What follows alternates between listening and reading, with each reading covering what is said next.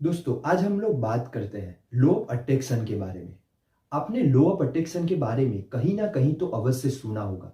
आप लोगों को ये लगता है कि वो लॉ ऑफ अट्रैक्शन कुछ हद तक सही है और कुछ हद तक वो काम नहीं करता है। आपको ये बार बार ऐसा महसूस होता होगा। तो आज इसी बात को हम स्पिरिचुअलिटी से कनेक्ट होकर देखते हैं कि वास्तव में इसी बात को क्या हमारे शास्त्रों में उसके प्रमाण है या फिर नहीं है। इस बात को हम समझने की कोशिश करते हैं। तो आज हमारे पास जितने भी मंत्र हैं, जैसे कि गायत्री मंत्र हो गया, महामृत्युंजय मंत्र हो गया, वो भी एक तरीके से लॉ ऑफ अट्रैक्शन का ही प्रमाण है। आप ध्यान देना कि आप जब भी किसी गायत्री मंत्र का आप एक बार उसका रटन करते हो, उसका जाप करते हो, तो क्या होता है, आप अपने ही भीतर उसी बात को बार बार दोहराते हो।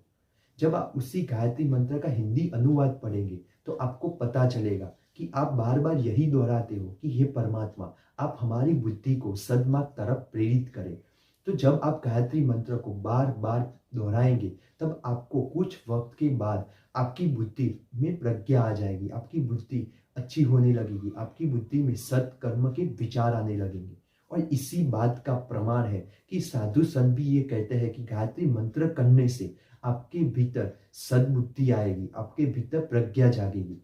तो इस बात को जब आप बार बार दोहराते हो तभी ये सब कुछ संभव बनता है।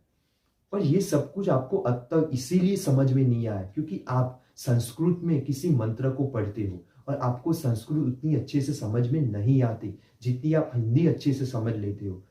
तो इसी कारण आप जब भी किसी मंत्र को अच्छे से समझना है, वो क्या कहना चाहता है, तो उसका हिंदी अनुवाद पढ़ो। आप गायत्री मंत्र का, महामृत्युंजय मंत्र का हिंदी अनुवाद पढ़ो तो आपको पता चलेगा कि वो वास्तव में आप वही चीज बार बार दोहराते हो और उसी का परिणाम स्वरूप आपको मिलता है।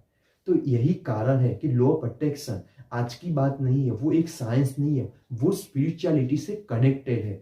वो हमारे शास्त्रों में पहले से ही बताया गया है। तो इसी बात को आपको ध्यान से समझना चाहिए और इसको जितना हो सके उतना आप उपयोग करें।